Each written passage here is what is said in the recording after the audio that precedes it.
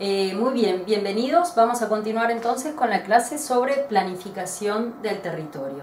En este caso, en esta segunda parte, lo que vamos a hacer es trabajar con algunas críticas que aparecen, ya han sido expuestas a lo que es la planificación hegemónica, esta que estaba comentando la profesora Roche. En primer lugar, algunas críticas de Hugh.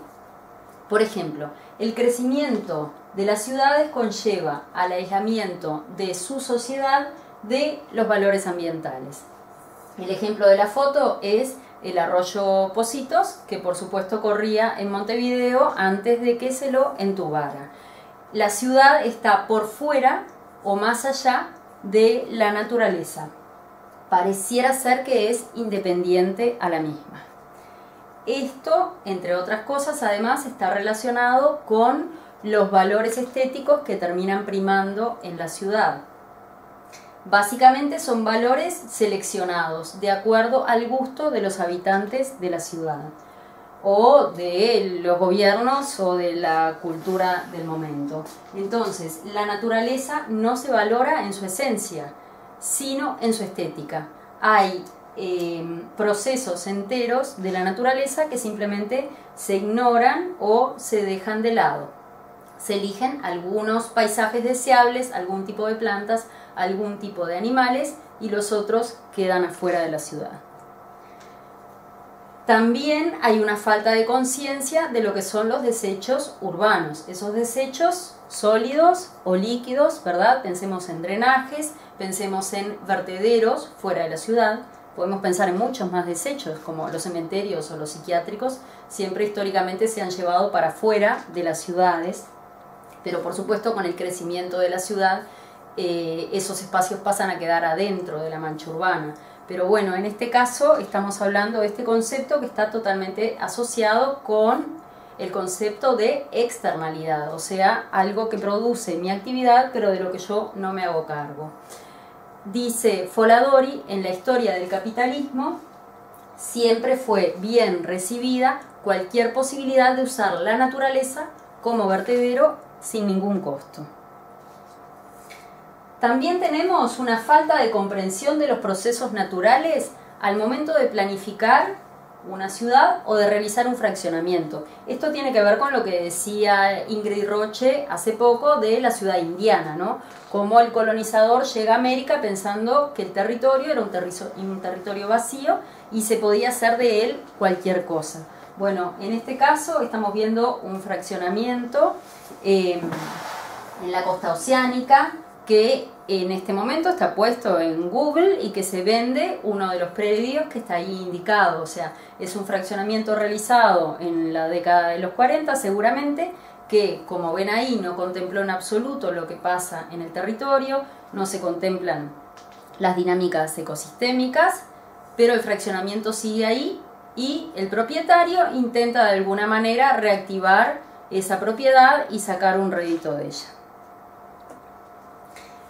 Ese tipo de fraccionamientos que no contemplan para nada las dinámicas ecosistémicas trae como consecuencia fundamental la interrupción de esas dinámicas, de dinámicas naturales. En el caso de la costa, todo lo que es la circulación de arenas, ¿verdad? Y esto también viene de la mano con un desequilibrio en las cuentas, gastos y ganancias de públicos y de privados, ¿sí? Porque ¿quién se hace cargo con el tiempo de esas consecuencias que, bueno, hace 80 años no se tuvieron en cuenta o simplemente se minimizaron, ¿sí? Este desequilibrio, aparte, se exacerba en el momento en que un gobierno departamental admite excepciones al ordenamiento aprobado. Las excepciones son justamente darle a algún propietario, a algún empresario, algo más que al resto de los ciudadanos no se les otorga porque están siguiendo lo que está dicho en el ordenamiento aprobado. Sabemos también que entre lo planificado y lo consolidado no siempre hay una línea directa. lo planificado puede ser planificado y nunca pasar a realizarse. En algunos casos, como se muestra acá, ¿no? El caso de Pinares de Oceanía, en donde solamente lo que se ve es las antiguas dunas, luego la forestación que se hizo en la década del 40, del 30, ¿sí? Y sobre eso se consolidaba la ciudad balnearia en este caso. Acá no hay consolidación más que de algunas calles y algunos pocos predios, ¿sí? Y bueno, en algunos casos hay intendencias, como el caso de Rocha, que ha replanificado. Dice, frente a este territorio que todavía no se consolidó, cambiemos la forma de fraccionamiento o de uso de ese fraccionamiento para que el daño ecosistémico o los impactos en el ecosistema sea menor. ¿Ah? Pero bueno, no en todos los casos se replanifica. No queda claro cuál es el criterio, ¿sí? Si el criterio tiene algo que ver con lo prístino. Cuanto más prístino es el espacio, entonces se trata de conservar así, para conservar los valores. Pero bueno, este es el caso de la playa Punta Rubia, una de las playas que podría decirse más sanas en este momento de la costa rochense, y sin embargo está siendo construida, ¿verdad? Con padrones que existen, que llegan hasta lo que hoy es la mitad de la playa, y esos padrones o están siendo construidos, usados o en venta. Por otro lado, otra crítica es la visión sesgada. Del espacio solo se tiene en cuenta la superficie, el suelo, es lo que dice acá, y no los valores naturales que ese espacio tiene. Dice Aledotour, el suelo sigue siendo riqueza, pero despojado de sus cualidades ecosistémicas. En este caso lo que estamos mostrando es un fraccionamiento en la parada 32 en La Mansa de Maldonado, Punta del Este, en donde en particular queríamos que vieran esto, que es acá está el Parque Mancebo, y esto era un sector fraccionado pero sin consolidar, y simplemente en un momento se decidió darle vida a ese fraccionamiento y hubo una tala masiva, importante y toda junta de todo el arbolado que estaba ahí. Se desnudó el suelo, se ajustó la cañada que corre por ahí a un espacio bastante reducido, y por supuesto que esto trae consecuencias aguas abajo que ya se están viendo incluso en la playa, ¿verdad? La mercancía suelo tiene características únicas, dice Morales Scherzinger. Entre ellas está la dificultad de reproducir suelo. No es fácil hacer más suelo, pero no es solo eso. También a esto se suma la dificultad de repetir la ubicación, porque la ubicación de los suelos es estratégica. Algunas valen más que otras, ¿sí?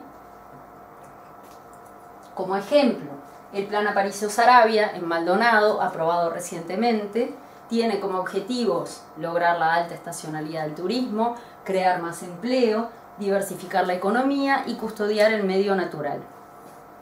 Pero también vemos asociado a esto que veníamos hablando de la importancia de algunos suelos estratégicos, ¿no? Este plan tiene, entre otras cosas, un hecho bastante importante que está sucediendo, que es el desalojo del balneario, del asentamiento irregular El Placer, para ser cambiado por un espacio dedicado al turismo. Entonces ahí vemos esa puja entre ese territorio que, bueno, se explica en parte por esto que decían los autores anteriormente citados. También, obviamente, está todo el tema de segregación espacial que tiene que ver con las condiciones socioeconómicas de los propietarios. ¿Ah? La economía del mercado entiende que el libre mercado justamente va a disponer de un equilibrio, o va a permitir un equilibrio entre las ventas y las ofertas, y eso que equilibre los precios de los terrenos, ¿sí? Pero esto no considera las necesidades de todas las familias. Entonces, hay bastantes estudios, sobre todo provenientes del Instituto Lincoln, que hablan de que el mercado para la tierra urbanizada puede estar funcionando bien. Sin embargo, muchas familias, incluso no pobres, pueden no acceder a él. Y además de esto, en paralelo, puede haber tierras vacantes, y tierras vacantes intencionalmente vacantes. ¿Está? Seguimos. Este es un ejemplo simplemente de cómo se entiende que la primera línea de costa es seguramente la que tenga precios más caros. Entonces los predios son más grandes porque son los que van a poder ser accesibles a familias con mayor poder adquisitivo, y a medida que nos alejamos de la costa, los predios van achicando su tamaño, van siendo cada vez más reducidos en superficie. Es el balneario Buenos Aires y acá el balneario La Bota, ¿sí? De la costa entre Manantiales y José Ignacio. También otra cosa que se observa en esta diapositiva y nos pareció interesante traerla es lo que decíamos de poner el cuadrilleo, la raviolera, arriba del territorio sin tener en cuenta en absoluto, por ejemplo en este caso, todo el tema de cañadas, ¿sí? Que hoy atraviesan y bueno, generan toda una serie de problemas a los propietarios o a la intendencia que se hace cargo del cuidado de las calles. Y otra cosa que se ve en esta diapositiva es la aparición en los pedazos en donde no hay fraccionamientos de barrios cerrados, que es otro tema que vamos a ver en un minuto, siempre cercanos a los bienes más importantes, en este caso la costa, pero además a los servicios que brinda ya la ciudad abierta. Estos fenómenos además se profundizan con procesos de elitización, gentrificación y turistificación de determinadas zonas o lugares. Aparecen políticas urbanas que se orientan a la valorización de aspectos distintivos o rasgos únicos dentro de los lugares, pero además esos rasgos o esos espacios únicos son destinados principalmente al consumo exclusivo de élites, ¿sí? De corporaciones o de turismo internacional. Estas estrategias de valorización tienen como fin último la obtención de rentas monopólicas que posibilitan la mercantilización tanto de esos rasgos peculiares como de las zonas o de los lugares que los contienen. O sea, también se usan para decir, bueno, esto levanta el desarrollo local, ¿sí? Pero en definitiva es ese espacio que, bueno, queda puesto ahí al servicio de este juego que tiene que ver entre el turismo internacional y las élites. Esto también, por supuesto, que tiene que ver con la apropiación de recursos naturales y servicios ecosistémicos. La puesta en valor de ciertas condiciones ambientales en ámbitos urbanos durante las últimas décadas, dice Ríos, muestra cómo algunas esferas de la naturaleza que estaban por fuera del mercado son crecientemente incorporadas a estas lógicas de acumulación capitalista. La naturaleza, entonces, ha sido un elemento imprescindible a lo largo de la historia en la acumulación del capital, pero en las últimas décadas se ha convertido en una estrategia de acumulación mucho más notoria, intensa y global. Este caso, por ejemplo, es un proyecto que existe para desarrollar en el puerto del buceo en Montevideo. Está destinado este proyecto al turismo y a corporaciones internacionales y, entre otras cosas, requiere de una cesión de espacio público a los privados. Entonces, asociado a esto, en el modo de producción capitalista, las transformaciones de las condiciones naturales siempre fueron acompañadas de un deterioro, de una degradación y de una contaminación de espacios naturales, ¿sí? O prístinos, si queremos decirlo. Esta situación ha sido llevada a que la propia naturaleza se convierte en una rareza, ¿sí? En algo difícil de adquirir.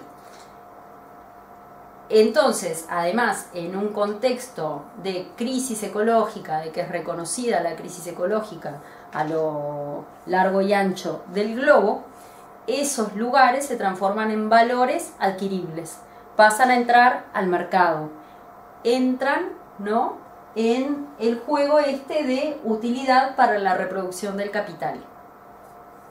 El proceso contradictorio de realización del capitalismo encuentra en esa nueva rareza su condición para la obtención de nuevas formas de lucro, por lo que el verde aparece como posibilidad de amplificación de la acumulación. Es lo que Harvey también llama acumulación por desposesión. Nuestra ley de ordenamiento territorial y desarrollo sustentable, que ya presentó Ingrid Roche, trata de alguna manera de lidiar con estos juegos, ¿verdad?, con estas dinámicas.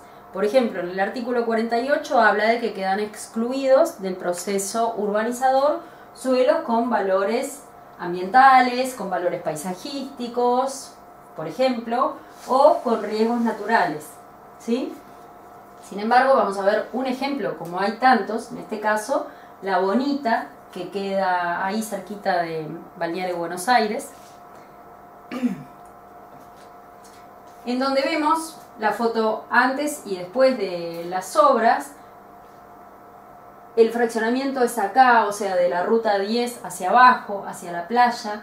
Lo que queda claro es que no es por falta de espacio costero que está habilitándose este fraccionamiento, porque antes y después del fraccionamiento, básicamente de la ruta 10 para arriba, los espacios están vacíos, ¿sí? La única intencionalidad ahí puede ser el negocio de él o los propietarios.